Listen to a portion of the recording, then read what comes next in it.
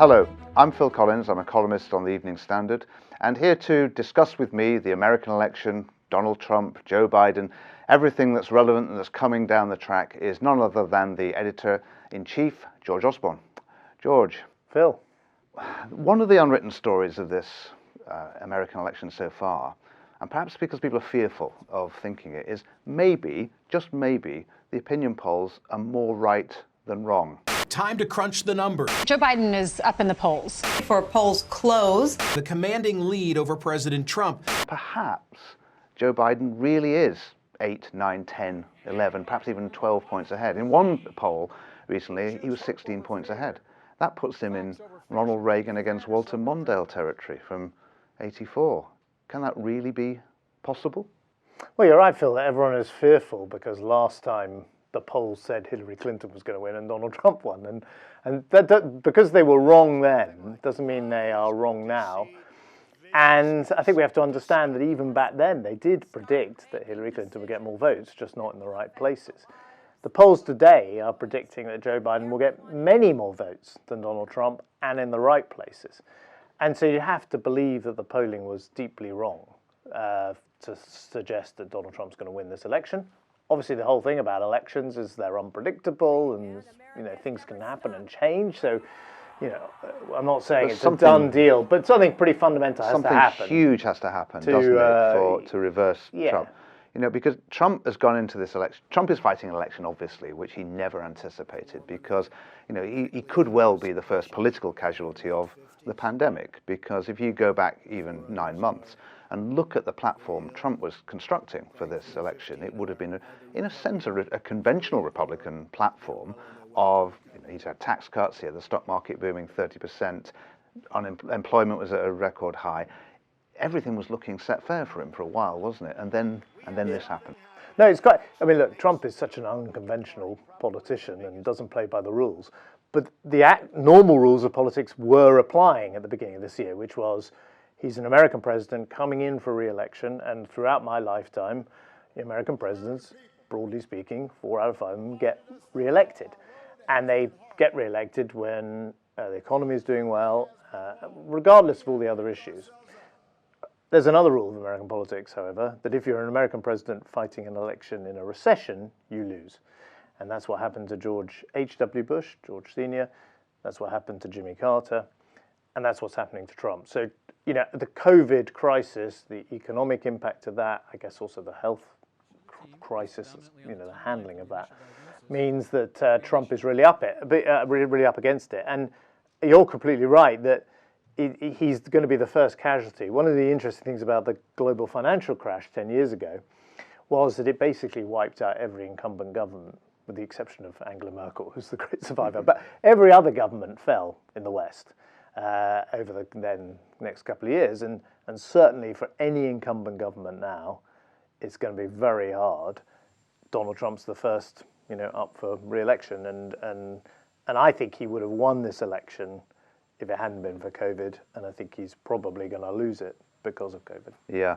Do you think there's anything he can do between now and the election to turn that around? Do you think that is possible in the short time spell? I mean, already, as we speak, more than 10 million Americans have already voted, which is an extraordinarily high number for this stage in a campaign. It looks as though turnout might be conceivably be very high.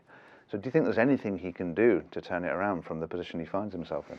Well, I think it's hard. He's a very known character.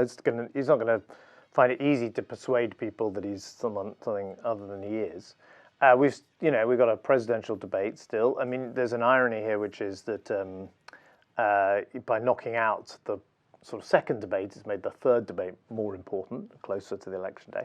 I think it's also true to say that Joe Biden, who I personally like and have a lot of time for, has really been the not Trump candidate in this election, and he's been the very safe choice, and he's not going to frighten anyone. I guess it's possible you could imagine a situation where suddenly the American electorate take a view on him or discover something about him they don't like. But Joe Biden has been around for many, many decades. He was vice president. He's been a long-serving senator. So that also feels unlikely. In the end, elections are unpredictable. That's one of the fascinating things about politics. But you and I love it. So I'm not going to say it's dead cert that Trump is not going to get re-elected and Biden will be the president, but it is increasingly looking like that. It's interesting. Let's talk a bit about Joe Biden, because I'm always intrigued that Trump seems to want to keep saying Joe Biden's 47 years in public service as though this is somehow a bad thing, when it strikes me as Biden's only claim to be the president. And this is very much, it's a strangely presidential election. And what I mean by that is that usually the two candidates are, as well as the candidate to be commander-in-chief and president of the United States, are embodiments of a party and a program, and behind them there is at least a little bit of a sense of competing visions for the country with policy platforms. And although if you're a real nerd you can go and find those things in this election, they're not actually part of the conversation particularly. And Biden really is just the not Trump character. Do you have any sense of what a Biden presidency might be like? Do you have any sense really of what a Democrat Party actually wants?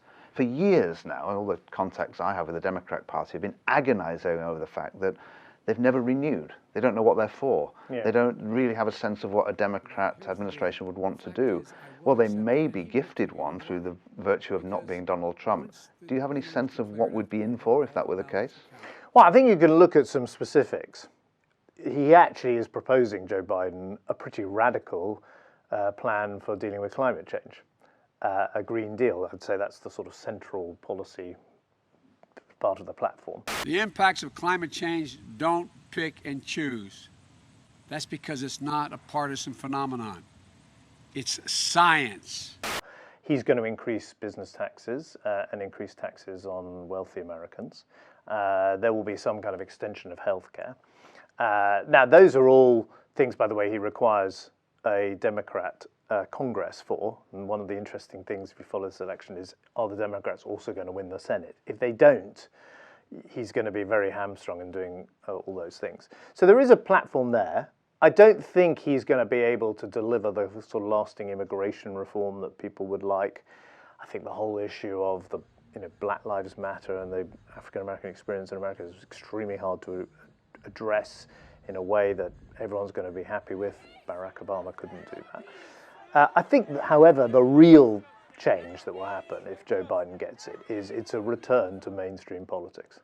That's the big picture. The big picture is, Trump was seen as part of a move of sort of nationalist movements and populism 4 years ago. If Joe Biden, the Beltway candidate, the insider, becomes the president of the United States, it will be business as usual. It will be back to a much more predictable American president who picks up the phone to his allies. And that, for me, is what this contest is going to... And after it happens, and if Biden wins, we're going to feel that as the big change in global politics. Now, in one sense, obviously, that's true. Biden is a mainstream candidate in the way that Trump obviously isn't. And yet some of the trends that have happened in the Trump era go back before Trump, and Trump is their consequence rather than their cause. The economic movements that produced his presidency, but also some of the politics. So the last two sessions of Congress have been the most partisan on record in the history of the American Republic. And of course, American politics deliberately disperses powers between its different functions. And the whole idea embodied in the Federalist Papers is there has to be cooperation across the aisles, otherwise things don't work. And for the last two Congresses, and before Trump, actually, the partisan nature of American politics has really become very embodied, very entrenched. Now, that's not going to change necessarily, is it, even with a Biden victory? Well, American politics now has this pattern where you get these very small windows of 2 years at the beginning of a presidency, when it tends to be the case that you get a new Republican president after years of a Democrat president, and they also have a Republican Congress, and they can do things. Trump passed major tax cuts at the beginning of his presidency. Barack Obama did Obamacare and the stimulus at the beginning of his. Joe Biden, as I say, is quite likely to have a Democrat Congress, and he will have 2 years before the Republicans win back either the House or the Senate in the midterms to do things. Of course, a bit like all of these presidents, they come in with their plan over here, but they've got the actual problem here, which is going to be COVID. And, I suspect the first thing they're going to do is a big stimulus package. But you're right. Look, the politics remains very partisan. I would only suggest that Biden is quite a consensual candidate. It's perfectly possible to imagine that a more radical Democrat Party, a more divided Democrat Party, divided between its kind of urban millennials and its Steel Town kind of union card members, could have produced a more kind of, I don't mean exciting in a bad way, but a more kind of radical candidate, let's say, of the left. And it didn't. They went for the safe choice. And that's the first time again in our lifetime we've got a president who wouldn't be, is not a young Bill Clinton or a young Barack Obama, or if you can just about remember, young Jimmy Carter. This is the first Democrat in my lifetime who's going to be pretty elderly, well-known, not very, exciting in that sense, but known to the world as well, so not a big surprise. Let's contemplate the idea just for a moment that Trump does miraculously recover from, not just from his COVID spell, but from his political malaise, and he somehow fashions a narrow victory again. What would a Trump presidency, a second term of a Trump presidency, mean for America? And then in a moment I want to come on to what either presidency might mean for Britain. But what would Trump do domestically in a second term, do you think? Well, I think it would be basically more of the same. He would not be able to pass anything through the Congress that would be firmly in Democrat hands. And so, the partisanship, the division, the gridlocked government would continue. I think he would, probably, like all second-term presidents, because he's actually, he's not as extraordinary as you'd like to think. All second-term presidents turn a bit more to the international agenda. He'd start thinking about his legacy and his, how setting himself up for the future. This is what worries me. So, and I guess, I always think with Donald Trump, I first came across Donald Trump when I was a child, and I was very lucky. I was taken by my parents on a trip to New York, and as a teenager, and Donald Trump was in the lobby of the Plaza Hotel, and even then he was like about the most famous person in the world. His whole life has been a validation of being the number one, and becoming president is a validation. Being re-elected will be a valid. It would just be like, if you didn't like Trump, you're going to get double Trump. In Francis Fukuyama's The End of History, Donald Trump features in that book, because one of the things Fukuyama's he also features in Home Alone. He does. Fukuyama says that democracies, capitalist democracies, are able, through allowing people to become immensely rich, to get megalomaniacs like Donald Trump to have enough recognition that they don't want to go into the public sphere. If only that were true. Well, like a lot of that book, there was a lot of good analysis, not necessarily the right conclusion. Not all right, no. But so I think you get more, you just get more Trump. I think he would have felt, obviously, vindicated, as anyone who gets re-elected does. I think he'll be more on the international stage. I think he'll try and broker peace with North Korea again. He'll throw himself into the Middle East, where, to be honest, he's actually done a bit better than people have given him credit for, with this recent deal between Israel and the Gulf states.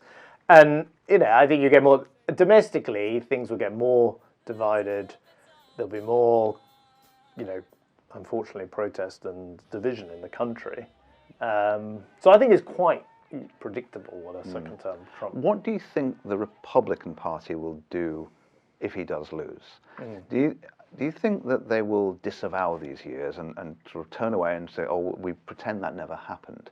Because the Republican Party's role in this has been very interesting. One of the purposes originally of political parties in the Republic was expressly to be one of the guardrails of American democracy. And in the 20s, Henry Ford, in some ways a similar figure to Trump, incredibly famous manufacturer and a sort of incipient tyrant, in his case a rabid anti-Semite as well, sought the Republican nomination and wasn't given house room by the elders of the Republican Party. They regarded him as a preposterous figure. No way. We are the guardians, as they would have put it in their language, against the mob. Now, that's been historically the role that party selections have played. And yet the Republican Party didn't see fit to do that with Donald Trump. They opened the door to him. How do you think they'd react if he were to lose? Well, I think the Republican Party will disavow him if he loses. He did capture the the Republican nomination in a coup. I mean, all the forces of the Republican Party, and indeed their main supporters in the press, such as Fox News, were against Trump getting the nomination. But he used his fame, he used this, populist movement he was able to create to basically knock out perfectly kind of centrist mainstream contenders like Jeb Bush and get the nomination. And a system that had essentially prevented for many years the more kind of radical or sort of extreme elements of the Republican Party actually getting the leadership, because the Republican Party has offered pretty mainstream candidates for the presidency in recent years, until Trump was flawed by this guy who was able to get so much press attention, didn't need any of the Republican machinery, had his good run for president off his Twitter account. But I think he'll be a kind of one-off phenomenon. I think he will go. He doesn't really have a movement behind him. He doesn't really have a successor. He does. I think although I think Ivanka would like to think she may be, but I think it will come and go quite quickly.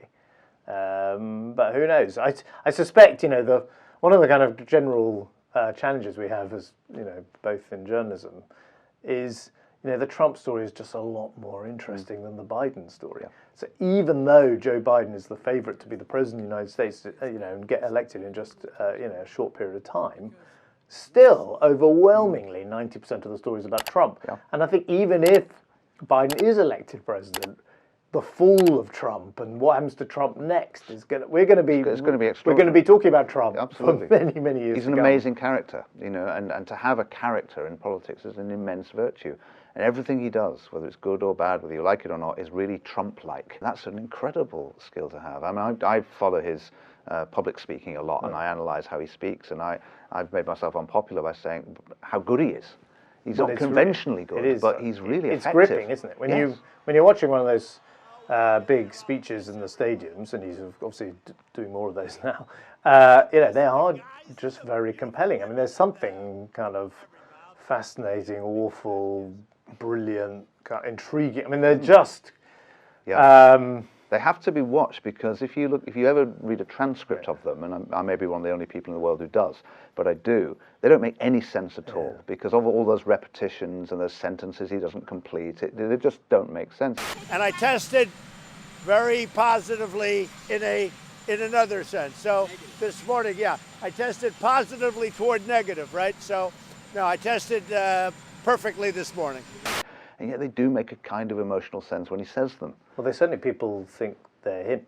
They're authentic. There's no one's written the speech or constructed the soundbite, or it's that they do feel this is, and that was that from the start. That has been his biggest asset. That people think after a long period of politics, which I was very much part of, which was polished and organised, and you had communication teams and sound bites and spin doctors. All of that, the Clinton era, the Obama era, the Blair era, the Cameron government, I was part of, all of that replaced by there's no spin here. There's there's no disintermediation between you and there's no mediation between you and the candidate. This is like the guy. Even today, with his tweets, you still feel the president of the United States is sitting there in bed at 5 a.m. and then no one's telling him what to write. And, they haven't polled it, they haven't focus grouped it, they haven't. And that's and lots of people have tried to replicate that, and some more successfully than others. But I don't think he'll again have this character of the sort of self-made business guy capturing the presidency. Lots of people have tried. Yeah. The point about Trump is he was about the most famous person in America before he ran for president, and certainly has become the most famous person in the world now. Let's end with a thought about what it might mean for us in Britain. What do you think the transfer from a Trump to a Biden presidency might mean for relations between the United States and Britain? Well, I think it will be quite a challenge for the UK government. Not on a sort of big level. Obviously, we're one of America's closest allies. Relations will still be very strong. There'll be a lot of cooperation, and Joe Biden will pick up the phone to Boris Johnson, and I'm sure at some point visit here, and vice versa. But Boris Johnson and the Brexiteer crowd are very closely associated in the American public consciousness and in the Democrat Party's public consciousness with the Trump movement. And of course, they played up those links 4 years ago when Trump won, and Trump himself said, "I'm Mr. Brexit." So that's going to be a challenge for the leadership of the Conservative government. I think it's going to have an impact on some very specific things like a trade deal with the US, because already the Democrat Speaker, Nancy Pelosi, is making it clear that a trade deal with the US is not a done deal. She's got some real issues. And if the Brexit negotiations lead to any kind of problems for Northern Ireland, that's going to be a block on the US trade deal. And then I think finally, and this is, you would know more about this than me, there's always been in the past some pretty close links between the Labour Party and the Democrats. A lot of the Clinton people came to help New Labour. And, Joe Biden is extremely well known to people in Britain. He knows the Labour Party. And I think Keir Starmer will be given that precious thing that all opposition leaders want, which is the moment when you get to meet the president and you're given a decent amount of time. Neil Kinnock didn't get it.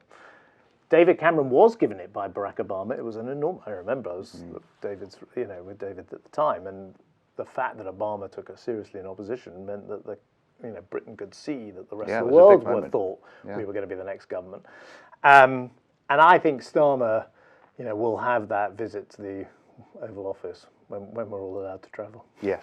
Well, we look forward to that day. Let's hope that comes before the American election, which is coming upon us rapidly. I mean, we find it fascinating. We could probably go on and on and on. I hope we've managed to convey some of that fascination, and I hope you've enjoyed listening to us rattle on about what I think is one of perhaps the most important, and that's always said that it's the most important election of our lifetime. It may be true this time. It's certainly one of the most intriguing and fascinating.